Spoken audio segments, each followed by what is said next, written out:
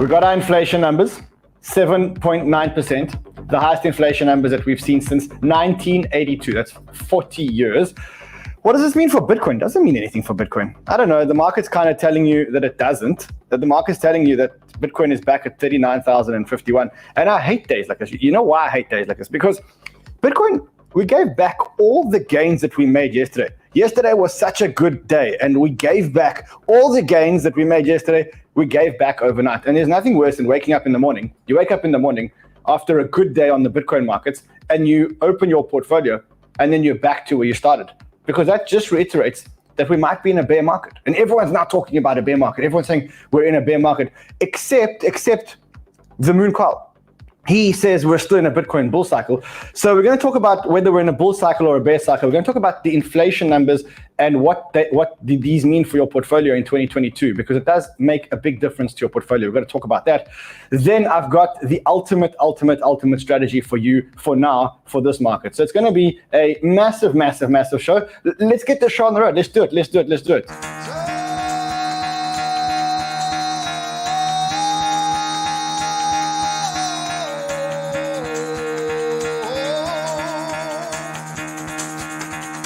Get the fuck out of bed, bitch, go. No, Carl, you can't play that song today. You can't play that song on a day like this because there's nothing happening in the market. There's nothing. You can't on a day like this where there's nothing going on in the market. No, you can't. You can't do it. Hold on a second. Carl. I'm really sorry. We need help. Yeah, we need help. We just need some motivation, you know. This is the most boring day in the crypto world since the Bitcoin white paper was written. Yeah, so we may as well pretend that it's a bull market and get out of bed. Why not? Hustle, bro, jump in here. Is this not the most boring day in the world since Satoshi wrote his white paper? It has been for a while too. Yeah. This market is just brutal. I mean, like just every day I'm waiting for something. Give me a catalyst. Give me something. But, and you know, you wake up in the morning and you get that catalyst. Like yesterday, I woke up in the morning, I saw Bitcoin at 42,250. Oh man, I rolled out of bed. I was the happiest guy in the world. I came into work. I was energized. I was enthused. Woke up this morning, 39. Went back to sleep for 15 minutes. Came to work. I've done nothing at work today. All I've done all day at work today is play table tennis. That's all I've done all day at work today. I haven't bought anything. I haven't sold anything. I've been on Twitter and I've been playing table tennis. I can't get myself to actually work.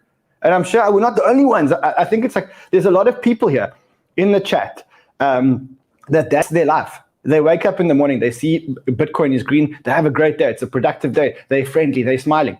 And then they wake up the next day and Bitcoin's in the red. And then they're not smiling anymore. I think there's a whole generation of us. That's what makes us degens. That is what makes us a degen. It's the ultimate test. Yeah, you can really see. Trading wheat market. Yeah, you might need to pivot there. Rand. Could be a good topic. Alrighty. I'm going to put you guys back there because you guys are echoing and that's it.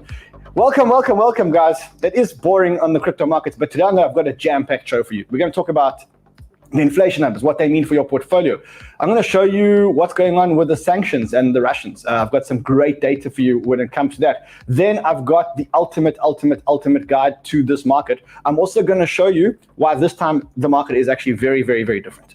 So I know that we always use the word, we always say this time can't be different. We always think that this time is different, but it's not. I'm going to show you why this time it is actually different. So I'm going to show you that. So if you're new to the channel, welcome. You've come to the right place because if you're here now, this is a tweet that I read, and this is you got to listen to this tweet. So this tweet is genius.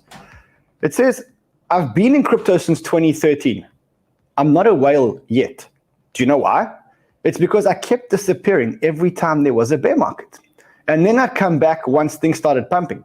Don't make the same mistakes I did." He says, "This time I'm not fucking leaving."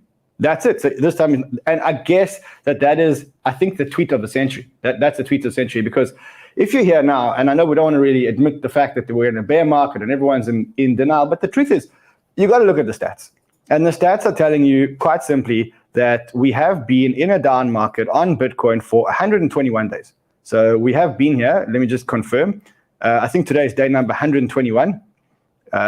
Later on, 121 days. Later on, when I go to my support group, I'm going to tell them about the fact that I've been in a 121-day Bitcoin down market. And I mean, we can deny the fact that this has been a bear market. But after 121 days, you kind of got to accept the fact that we're not in a bull market anymore, unless you're the Moon Carl, because he still thinks that we're in a bear cycle. But the truth is that bear markets are what makes the millionaires. But you got to know what to do in a bear market. And that's what the tweet that I just showed you. This tweet that says, I'm not at well yet. And the reason why I'm not at well is because every time there was a bear market, I disappeared. Oh, I see we got Jake the Sniper back. Jake, welcome back. Welcome back. He's here every day. Sometimes salty, sometimes not. Sometimes salty, sometimes not. No, but we got to talk about Jake, because Jake's portfolio has taken a hit like a lot of other people's portfolios. And he reached out to me on Twitter. He was salty. We're going to help Jake try and get his money back. But this time he's got to listen. He made some terrible trading mistakes, but this time he's got to listen. We're going to help him as a community. We're going to help him get his money back. So going back to it, Carl the Moon says we're still in a bull market. We're still in a bull cycle. We've been 121 days of not being in a bull cycle. And like this guy says, like Chaz says, Carl the Moon will probably delete this tweet because that's how he does it. But Mark Yusko says something quite profound in my opinion. He says, actually, bear markets are defined as markets that go down on most days, but rally sharply on good news, or more importantly, perceived good news. And if you look at it through a critical eye, that's kind of like what you've seen here. We're going down, down, down, down, down. Then every now and then you get a rally up. You had a big rally up here. You had a big rally up here. When the oligarchs started buying yesterday, we had a real big rally up. And the reason why we had that rally up yesterday was because we had Biden's executive order, and Biden's executive order was much better than the market thought. So the question is, what do you need to do in this market? How do you survive in this market? And it's not only our market. I mean, if you correlate our market, on the 8th of November, we hit the all-time high. And then you look at the NASDAQ, and the NASDAQ hit its all-time high on the 23rd of November, 14 days after us. And the NASDAQ also going down, down, down, down, down. You can see the NASDAQ down 1.5% today. We know that every time the NASDAQ goes down 1.5%, Bitcoin goes down about 4 times that. So you expect Bitcoin to go down 6%. Okay, Bitcoin's down 7%. So that is the correlation. We've got this correlation between the NASDAQ and Bitcoin, where Bitcoin is about 4 times more sensitive than the NASDAQ. So when the NASDAQ goes down 1%, we have been seeing Bitcoin go down by 4 times that. So when it goes down 1.5%, you've got a 6% drop. So that's where we're at, and it's not our markets. And the thing is that we got to know how to play this market, and that's really what today is all about. But before we get to that, let's quickly talk about the inflation numbers. 7.9%. That's the inflation numbers. 7.9%. Quickly, let's go through the inflation numbers. So, energy and food up 0.5%. If you include energy and food, they're up 0.8% from last month. US Feb Consumer Price Index 7.9%. And the energy prices are up 3.5%. And the truth is that regardless of what these numbers are, these numbers don't really mean anything. And it's not for the reason that you think. I mean, I know that we all know that the inflation numbers are absolute garbage. And that if you look at the real things that people are buying, you see that last year cars are up 41.2%, gas is up 38%, gas utilities up 23.8%, meat and fish up 13%. So even though they tell you that inflation is only up 7%, the reality is that my inflation and your inflation is definitely not up 7%. My inflation and your inflation is definitely up 15, 16, 17%. But the truth is that the inflation numbers now don't really matter, because the only reason why the inflation numbers matter or have mattered to us is because of what the Fed would do or how the Fed would treat the economy for the end of this year. And we kind of know that now in March, there's about 100% chance, or the market's pricing it in at about 100%, that the Fed is going to increase rates by 0.25%. That doesn't mean that there can't be a surprise. Doesn't mean that we can't get a 0.5% rate hike. And if we do get a 0.5% rate hike, then the market may respond quite negatively, because that's something that the market's not expecting. But we do have we do have almost a 97% chance that the Fed is going to raise interest rates by 0.25%. And then the Fed can't do much more than that. So the Fed can't increase interest rates aggressively, because you cannot increase interest rates aggressively when the world is kind of on the verge of a world war. You cannot increase interest rates aggressively when the inflation rate, or when the price of gas and the price of oil and the price of all the commodities is surging. As the Fed, you absolutely can't do that. So the truth is that the inflation numbers today could have come in at even 8%, even 8.5%. And it wouldn't have made any difference, because ultimately the only reason why we really care about inflation numbers is we care about inflation numbers because of how the Fed is going to start their quantitative tightening. And today is actually quite a historic day. And the reason why today is a historic day is because the Fed has been buying bonds in the market. That's how the Fed gets money into the market. So for those of you who don't know how it works, in order to put money into the market, the Fed doesn't just take money and drop it into the market. It does this by buying bonds. So it buys mortgage-backed securities and it buys bonds. When it buys that, it puts those bonds on their balance sheet and it puts money into the economy. So when they buy bonds, they put money into the economy. And they did indicate that in March, they were going to stop buying bonds and stop putting money into the economy. And that's exactly what happened. In fact, that's happening today. So Wednesday, yesterday, was the last day that they bought, after putting $6 trillion of treasuries and mortgage-backed bonds into the market. Today, or yesterday, they stopped. What day are we in today? Is it Wednesday or Thursday? Thursday. It's Thursday today. So yesterday they stopped buying. Bonds, and on Friday they're going to stop buying mortgage-backed securities. So that means that this era of the Fed putting money into the economy is now finished. As of yesterday and tomorrow, this era of Fed putting money into the economy is done. And it's not only the Fed, the European Central Bank is also now starting to take money out of the economy. So you're getting a situation where money is going to start flowing out of the economy. Okay, that is what the Fed's balance sheet looks like. So remember I said to you, as the Fed buys bonds, it adds the assets to their balance sheet. And that is what the balance sheet looks like. This year shows the $6 trillion that they injected into the economy since the COVID pandemic. So you see it started here at about 3.8, and I think now it's probably going to around 10. So about $6 trillion went into the economy through the Fed buying.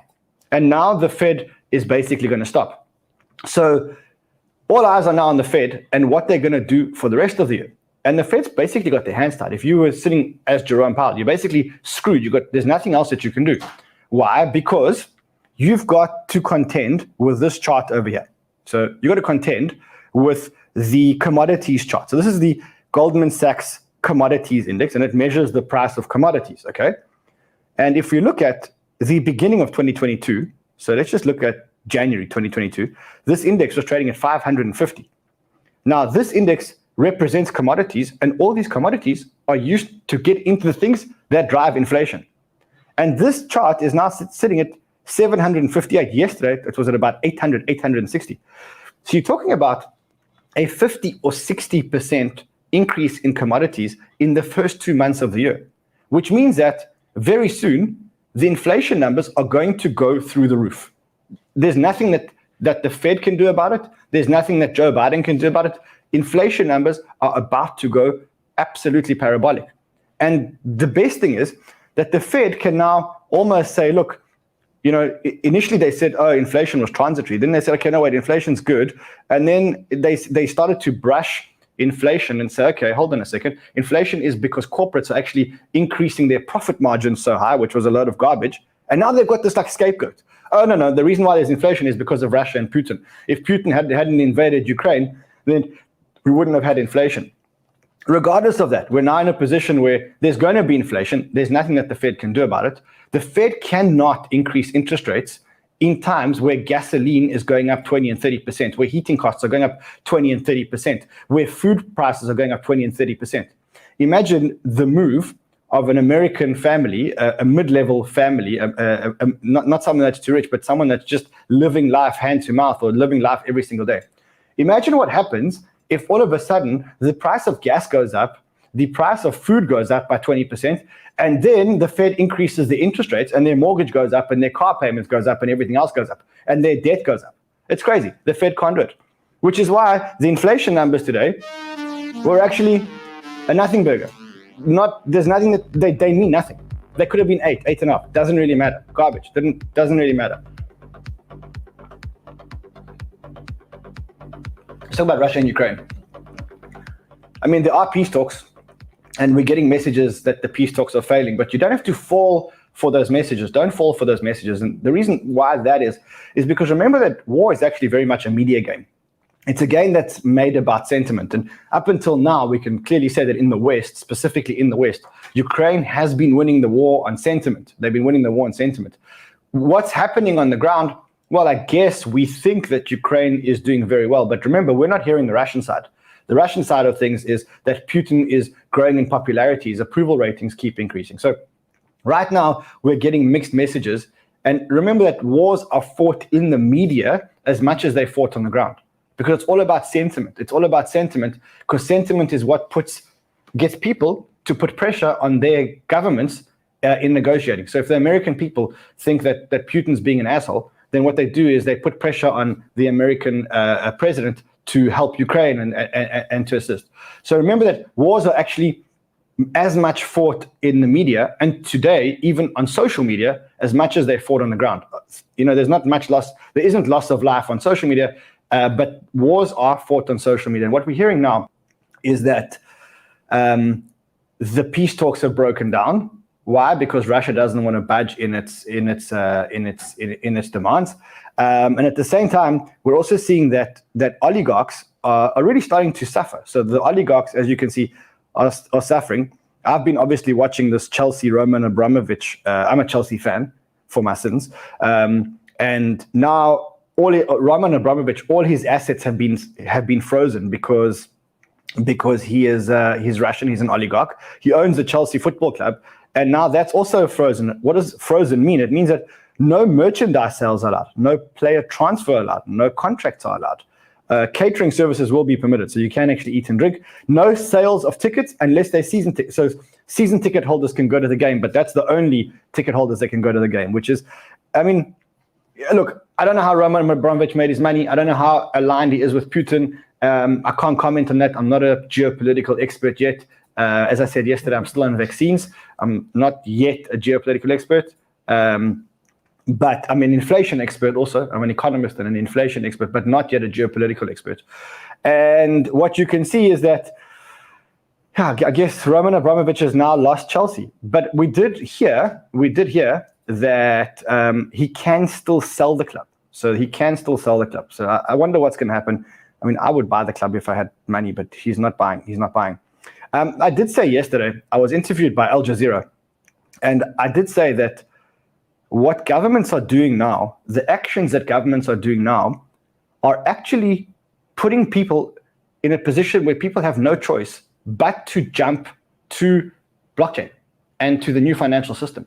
Because if governments keep imposing sanctions, and if governments keep doing what they're doing, like what Justin Trudeau did in Canada with the GoFundMe and the truckers strike and the truckers, what did you call it when the truckers went? What is it? In the strike. You know what I'm talking about. And I said what's going on here is in 2022, we may refer to it as the year of the big catalyst, because 2022 is the year where governments actually forced people to get off the traditional finance system, because if they remained in the traditional finance system, governments would censor them, block them, censor them, block them, sanction them. So 2022 is the year where governments are forcing this.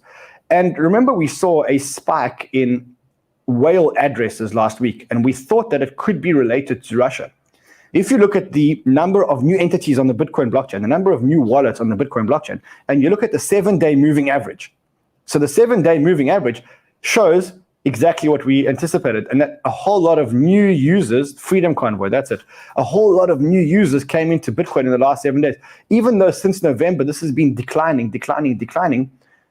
What happened last week is bringing more people into Bitcoin. And that's exactly what I said. I said, governments, through their actions, are actually forcing people, like it or not, to join to join Bitcoin and to join the new financial system.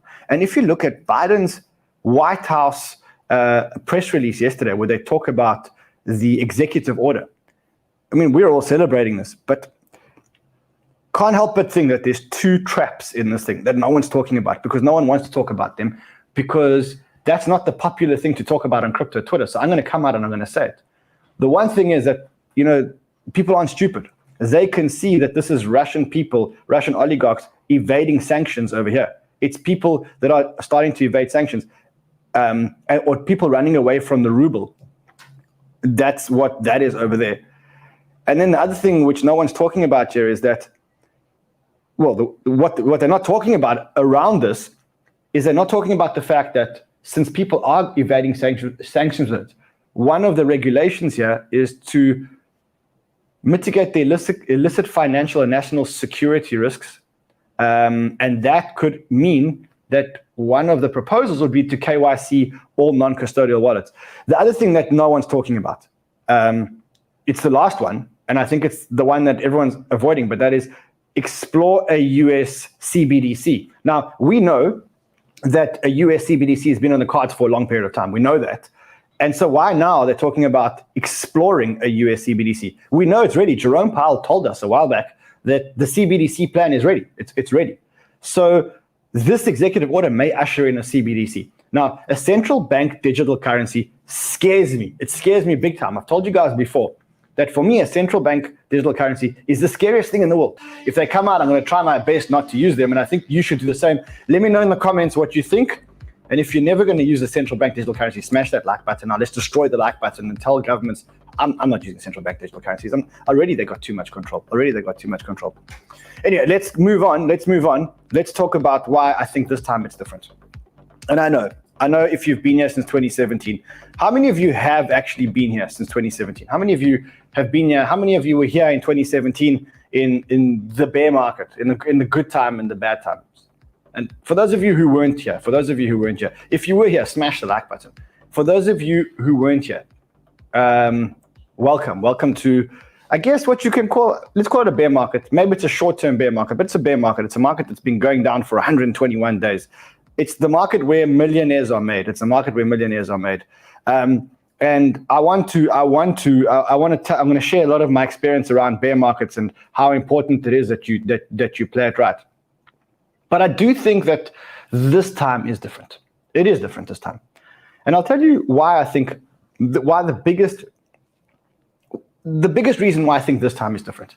The biggest reason why I think this time is different is because when we were here in 2017, we had governments, we had bankers, we had everyone against the movement of Bitcoin and decentralization. So I keep burping because you put too much gas in this thing. So I got every time I drink it. So in 2017, all we heard about was which country was about to ban Bitcoin, which bank was about to ban accounts using Bitcoin, which city was going to ban Bitcoin. Everything was around banning Bitcoin, banning crypto, banning Bitcoin, banning crypto.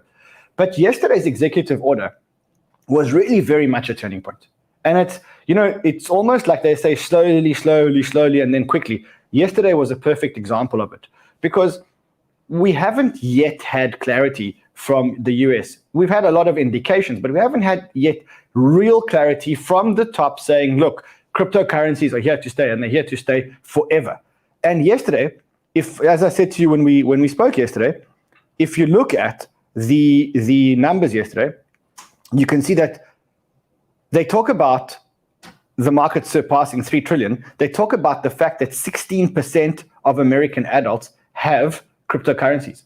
And now they can't really ignore it. And that's why they started saying, look, we've got to reinforce American leadership in the global system, because you cannot isolate 16% of the adult population in the country, because you'll lose the elections. So now we've got America competing for financial leadership on the blockchain. At the same time, you've got Nayib Bukele, who came out a while back. Why is my screen doing this? Okay, no, I don't want that. I want that. Then you had Nayib Bukele, who started this whole thing in El Salvador. And yesterday we saw a pro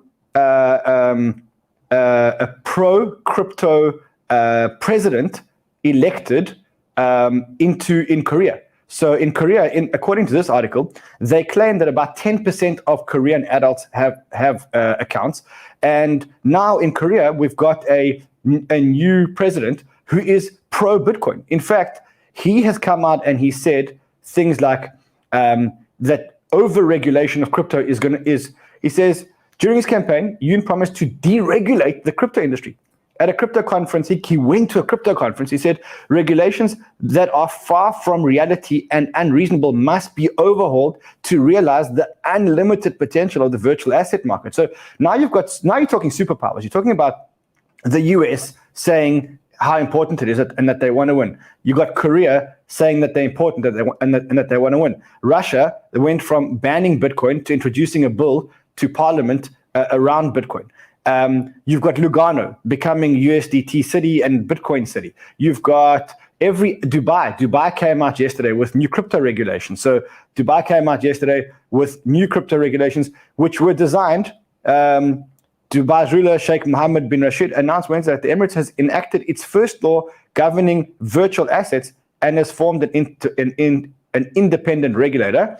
And he said it's an essential step that establishes the UAE's position in this sector.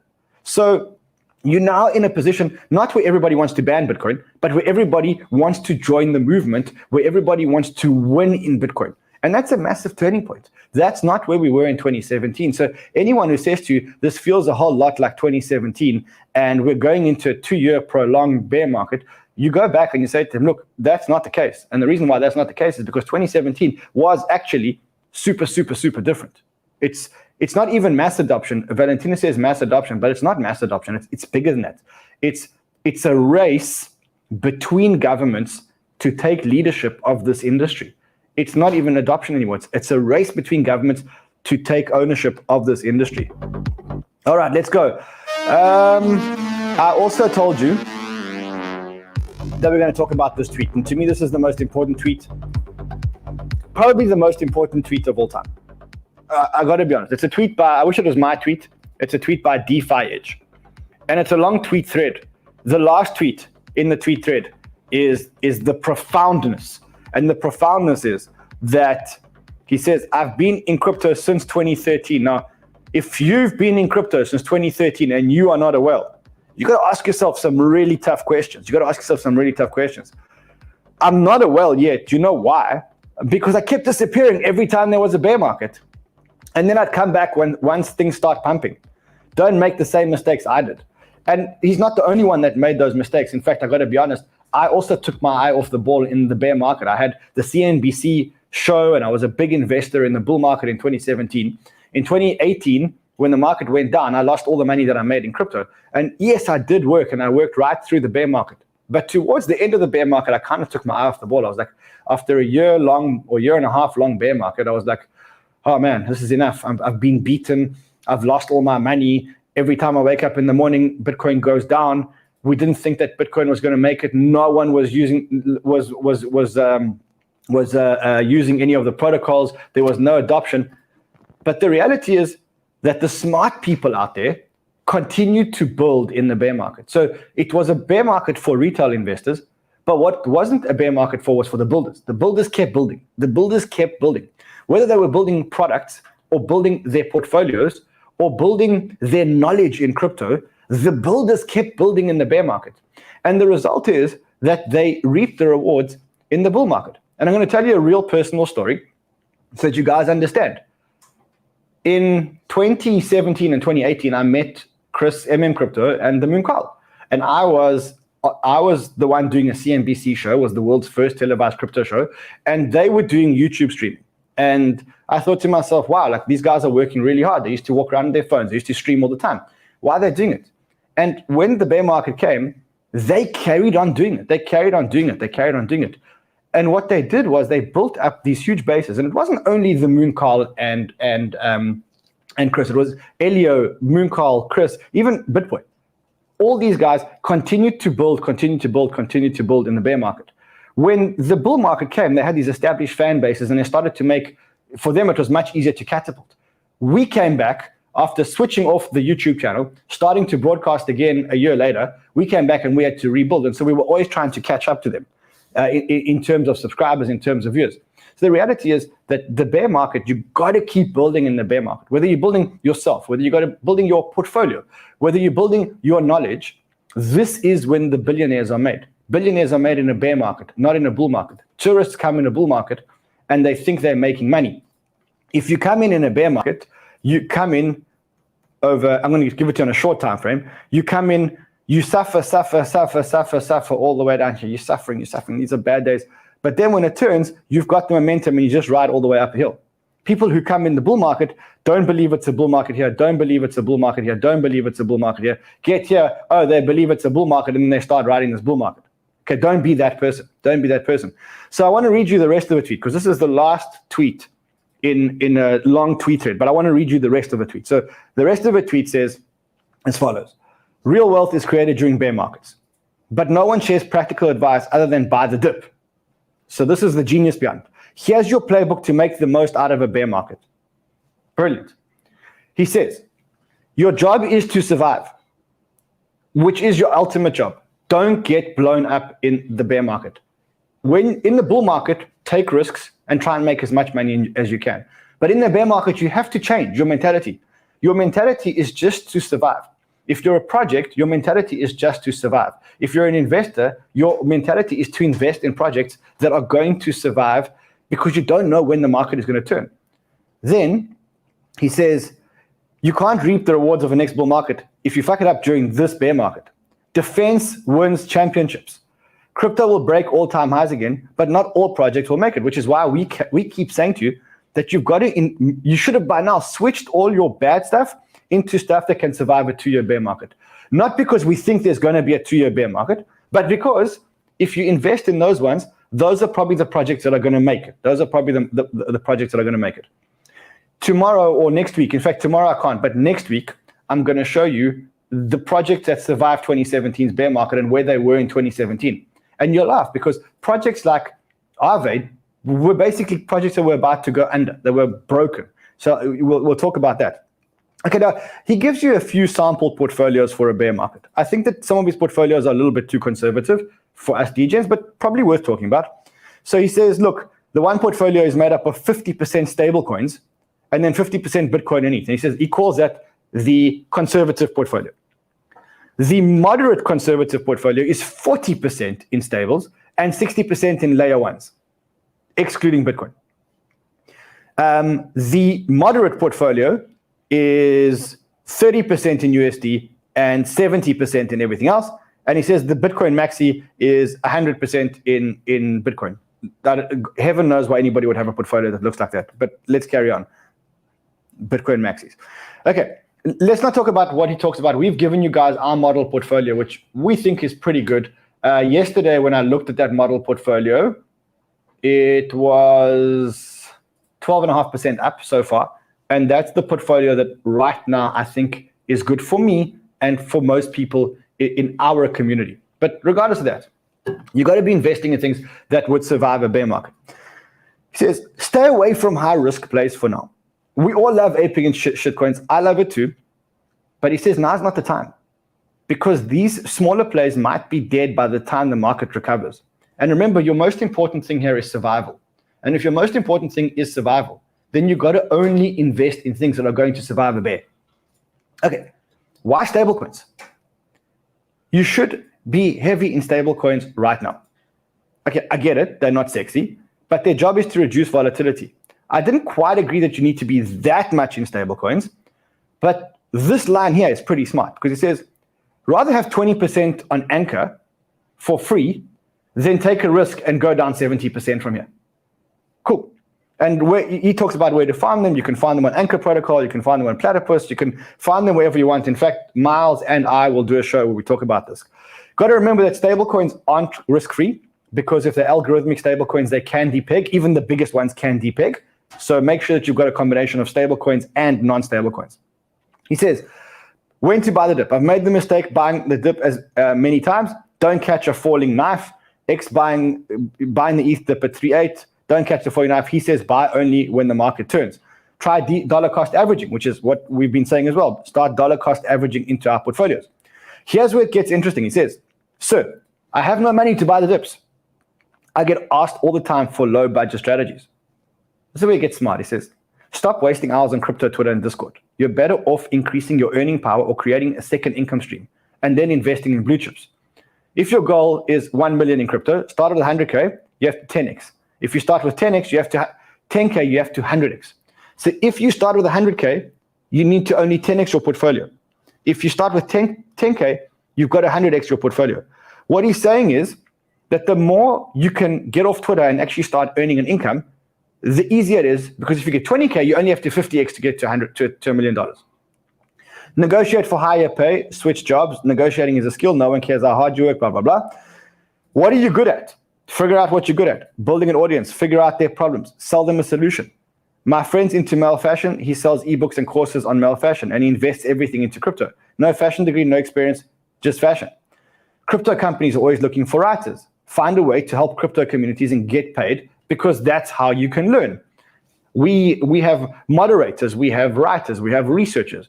Every project in the world needs this. If you've got some kind of crypto knowledge, you can find a way to make money and maybe even make tokens. So you don't need to make money. You can work for a project that you like, and instead of being paid in money, get paid in their tokens. And that way, when the token goes up, the little that you were being paid becomes a lot. Okay, I work as a programmer, makes 100K a year. He's from a village in Bangladesh, taught himself online programming, but everyone has a sad story. Take risks, shoot your shot, you're more capable than you think. Upgrade your DeFi skills. So learn how to farm, because learn how to farm, and if you don't learn how to farm, then find, I'm not gonna say it. I was gonna say donkey, but I'm not gonna say it because everyone says I shill donkey, so I'm not saying it anymore. Okay, basic skill check. See, Freudian. Find a group of peers, handle your tax obligations, improve your crypto security, because the last thing you want is to get wiped. Streamline all your different wallets, improve how you keep track of everything, and curate your crypto consumption. Stop following shitty people. DeFi skill check. You need to know what's happening in DeFi all the time. He says, it's player versus player, baby. Bull market, everyone's winning because there's so much money flowing into the system.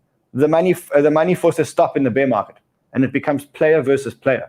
Friend, don't be an influencer's exit liquidity. Play it safe and be patient. So how do you predict bear markets? Well, you got to develop what he calls his spider sense. Okay? What's the spider sense? Everything's going up. You think you're a genius.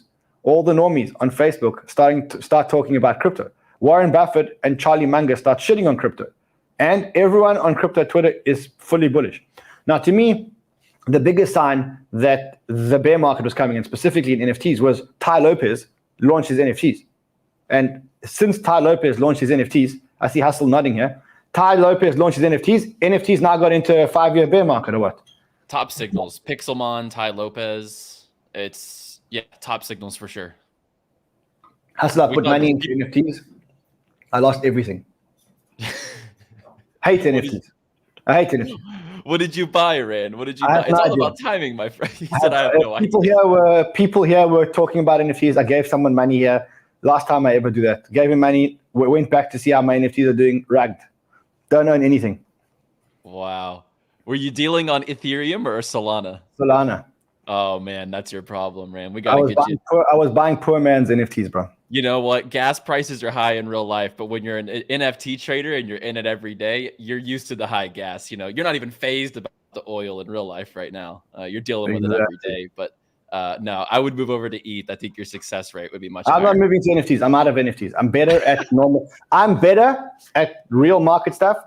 I'm not doing NFTs. Let me finish quick. I'm going to bring you back in a sec. He also says, instead of trying to time things, you should always take profits no matter how bullish you are. Never sell your blue chips for higher risk plays. Always keep a project in stablecoins. He says, the bear market copium. Shittier projects and shittier people get weeded out. You can accumulate good projects at a cheap price, and you're not checking your portfolio 25 times a day, which means you can spend more time building your skill sets. And then he finishes it off with these. So much of this dip is caused by macro forces. Countries are looking at economic sanctions on Russia, and they are eyeballing crypto. No idea when the bull market starts again, but I'm long-term bearish. Set yourself up for 2025 and beyond. I don't agree. I think it's going to be much quicker, but regardless, set yourself up, and then there's nothing to lose. Here I am when saying that I don't believe in NFTs. My shirt is an NFT. It's the Crypto Man Run. This is a JPEG. It's not even an NFT. I will not allow them to mint this as an NFT. I will not allow them to mint it. Fred was the top signal. Fred was the top. Fred was the top. When Fred spoke about penguins and he got his fishing rod, and when Ty Lopez came into crypto, that was the top. And now he has like 30 horses, I think. Yeah. How's Fred's peg axes doing?